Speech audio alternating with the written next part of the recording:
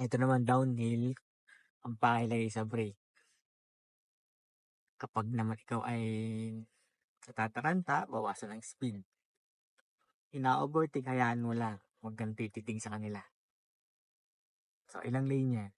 1, 2, 3, 4. Oh, 4. Nasaan dapat tayo?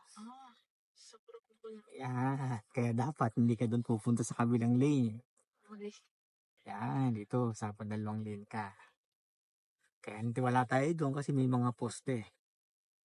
So, ilagay ang pa sa brake. Tingin doon sa malayo. Bawas ng speed. Kaya natataranta, bumibili. So, ngayon, bilangin mo ulit yung lane. Ngayon po, 2 na lang. O, 2 na. Kaya dapat yung mata mo, iniisip mo kung ano yung papasukan mong lane. Hindi yung masaka mo malalaman, bakit yung kasalubong ko nasa gitna na, kasalubong ko na, baka tayo yung mali.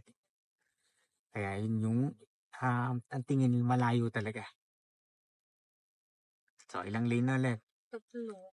O, 3. Pero yung tama na doon sa kabilang lane. Ito ay pinaluang lang talaga.